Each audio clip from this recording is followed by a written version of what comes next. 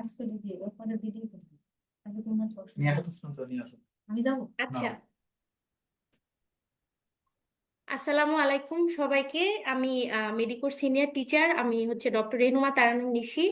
আমি আপনাদের সাথে আজকে আছি। আজকে একটা আমাদের জন্য অনেক আনন্দের একটা দিন, সেটা হচ্ছে আমাদের যেটা মেডিকেল ডেন্টাল ভর্তি পরীক্ষা 2025-26 সেশনের কিছুক্ষণ আগেই রেজাল্ট পাবলিশ হয়েছে। তো এই রেজাল্ট পরবর্তী তাৎক্ষণিক আমরা অনুভূতি জানবো আমাদের মেডিকোর সাথে যারা জড়িত ছিল, যেই শিক্ষার্থীরা যারা হচ্ছে চান্স পেয়েছে তাদের কাছ থেকে অনুভূতি জানবো। তো প্রথম যে লাইভটা আমরা করব সেটা হচ্ছে জাতীয় মেধায় নবম স্থান, অর্থাৎ 25-26 আমাদের যে মেডিকেল সেশন সেই ভর্তি পরীক্ষায় জাতীয় মেধায় নবম স্থান অধিকার করেছে যে দীপন দেবনাথ। ওর মেডিকেল রোল ছিল 25-00-8412, সরকারি Majid memorial city college Khulna. ওর কাছ থেকে দীপন আমাদের সাথে লাইভে জড়িত আছে, ওর সাথে আন্টিও আছে। দীপন, আমাকে কি শুনতে পাচ্ছো ভাইয়া? জি। আচ্ছা, আসসালামু আলাইকুম আন্টি, তোমাকে অনেক অনেক অনেক বেশি অভিনন্দন।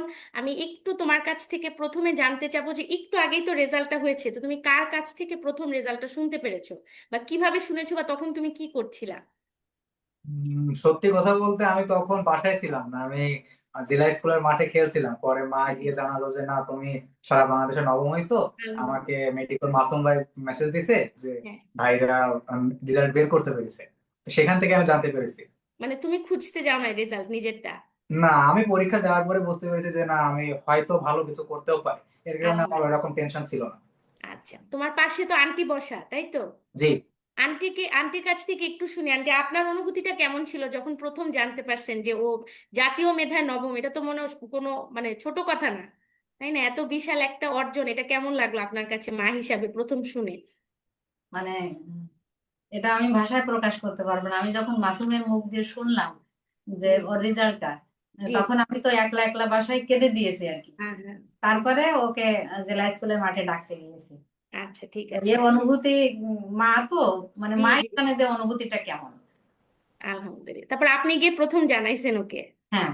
আচ্ছা, তো তোমাকে ভাই আবারও অভিনন্দন। আমি একটু তোমাকে জিজ্ঞেস করবো যে এই যে এতদিন কষ্ট করছো, এত স্ট্রেস ছিল, পরীক্ষার প্রেশার, তারপরে চারপাশের মানুষের প্রেশার, সবকিছু মিলায় মানে এই অ্যাডমিশন ফিসটা তো স্টুডেন্টদের জন্য অনেক কষ্টের।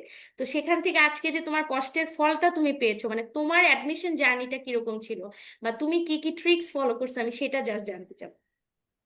ট্রিক্স বলতে এখানে ট্রিক্স বলে কোনো কথা নাই।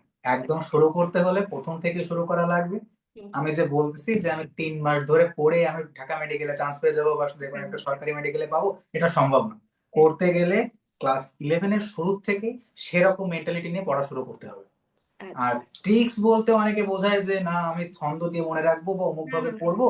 এটা আমার মনে হয় না ততটা কার্যকরী, কারণ আমি একটা জিনিস বারবার দেখতে দেখতে সেটা এমনিতেই মাথায় সেট হয়ে যায়।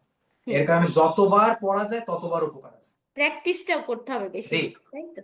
আচ্ছা, ঠিক আছে। তো তোমার পাশে যেহেতু আন্টি বসা আছে, তোমার ফ্যামিলির মানুষের অবদানটা এই রেজাল্টের পিছনে কিরকম ছিল, বা তোমার টিচার যারা আছে, এবং তুমি মেডিকোর সাথে এই অ্যাডমিশনে জড়িত ছিলা, সো মেডিকোর মানে পুরো সার্ভিস বা এটা নিয়ে তুমি যদি কিছু বলতে চাও। ফ্যামিলির কথা বলার কোনো মানে হয় না, কারণ ফ্যামিলি ছাড়া তো আমি কিছু না, তাই না? সেক্ষেত্রে ফ্যামিলির কথা বাদে রাখি, ওটা বলা যায় না। সত্যি কথা, আমি স্বীকার করতে পারবো না যে আমি কতটুকু তাদের কাছ থেকে হেল্প পেয়েছি, কারণ আমি যেখান থেকে এসেছি, আমি যেখানে বিলং করি, পুরাটাই সেখানে আমাদের ফ্যামিলির বলা মতো, যায় না। সেটাই। হুম। আর যদি মেডিকোর কথা বলা লাগে, আমি মেডিকোতে যখন কলেজ অলিম্পিয়াড হয়েছিল, ওখানে আমি সিটি কলেজ থেকে ফার্স্ট হয়েছিলাম। তো হুম। সেখান থেকে আমার মূলত মাসুম ভাই বা আলিফ ভাই, এনাদের সাথে যোগাযোগ শুরু। সেখান থেকে আমি প্রথমে মেডিকোতে ভর্তি হয়েছিলাম, প্রথম কোনো কোচিং সেন্টার হিসেবে। তারপরে আমি সে আপনাদের যে সেকেন্ড টাইমার ক্লাসগুলো থাকে, হুম। হুম। সেখানেও আমি নিয়মিত ক্লাস করেছি। এমনকি আমার যে এইচএসসি পরীক্ষা, তার হুম। হুম। ভিতরে এসে আমি সেকেন্ড টাইমারতে ক্লাস করেছি। তার তবে মানে তোমার আমার চেষ্টাটা সবার, কিন্তু ভাই সেই এইচএসসি থেকেই ছিল, তাই না? একটা হ্যাঁ, ভালো আমার জায়গা চেষ্টা থেকে। ক্লাস 11 থেকেই ছিল। আমি প্রথম হ্যাঁ, থেকে একদম সেই মেন্টালিটি নিয়ে পড়াশোনা শুরু করেছি। এটাই মানে কষ্ট করলে যে ফল পাওয়া যায় সেটার একটা মানে পারফেক্ট এক্সাম্পল হচ্ছে তুমি। অবশ্যই, অবশ্যই। আচ্ছা। আচ্ছা ভাই, আরেকটা একটু জানতে চাচ্ছি যে যারা নতুন পরীক্ষা দিবে, মানে আগামী বছর যারা মেডিকেল পরীক্ষা দিবে, ওদের জন্য তোমার কোনো অ্যাডভাইস বা সাজেশন কিছু আছে কিনা? আমি যদি বলি যে সাজেশন একটাই, ইংলিশ আর জিকে, এইটা যত দ্রুত সম্ভব ফুল, যা মানে আমরা যেটা পড়ি আপনাদের বই অনুযায়ী বা অন্য যে কোনো বই অনুযায়ী, হুম। সেটা যেন, আমি বলবো টেস্ট পরীক্ষা তো এখন সম্ভবত শুরু হয়নি, তাই না? হ্যাঁ, হ্যাঁ। সামনে যারা আসবে, আমি যদি বলি তাদের একদম 1 মাসের ভিতরে শুধু পৃষ্ঠা উল্টা শুধু রিডিং পড়ে যাবে একবার, যে না হুম। আমার এগুলো আসতে পারে বা এরকম বিগত বছরে এসেছে যে আমার পড়লে উপকার হতে পারে। এর হুম। কারণে শুধু রিভিশন দিতে হবে, শুধু একবার চোখ বুলিয়ে যাও, আর কিছু না। আচ্ছা, বুঝতে পেরেছি। আচ্ছা, আরেকটু যদি একটু অ্যাড করো যে মেডিকোতে যখন তুমি ক্লাস করতে এসছো, তো মেডিকোর পরীক্ষাও দিয়েছো, ক্লাসগুলো তো তুমি বললা যে একদম সেকেন্ড টাইম, মানে সেকেন্ড টাইমারদের সাথেও তুমি ক্লাস করেছো। সো ক্লাস আর পরীক্ষা এই দুইটা নিয়ে যদি, বা সার্ভিস, পুরো সার্ভিসটা নিয়ে যদি তুমি একটু বলতে চাও যে মানে কতটুকু স্টুডেন্ট ফ্রেন্ডলি আমরা, এইটা বা কি কোনো কিছু আপগ্রেড করতে হবে কিনা, সেগুলো নিয়ে যদি কিছু করতে চাও। না, আমার মনে হয় না আপগ্রেড করার খুব দরকার আছে, কারণ যে অনুযায়ী যাচ্ছে সময়ের সাথে এমনিতেই আপগ্রেড হয়ে যাবে। আমার আলাদা কোনো রিকমেন্ডেশনের দরকার নেই। আর বিশেষ করে জি। আপনাদের যে প্রশ্ন প্যাটার্ন, এটা আমার কাছে একদম ইউনিক লেগেছে। আমি মূলত মেডিকোতে ভর্তি হয়েছিলাম আপনাদের প্রশ্ন প্যাটার্ন দেখে। বুঝতে পারছি, বুঝতে পারছি। আর ক্লাসগুলোর কথা যদি বলো। হ্যাঁ, ক্লাস ভালো, আমি বলবো না খারাপ, বলবো না খুব ভালো, ভালো। আচ্ছা, ঠিক আছে। থ্যাংক ইউ ভাইয়া, তুমি আমাদেরকে সময় দিয়েছো, তোমার এই একটা হ্যাপি মোমেন্ট আমাদের সাথে শেয়ার করেছো, সেজন্য তোমাকে থ্যাংক ইউ।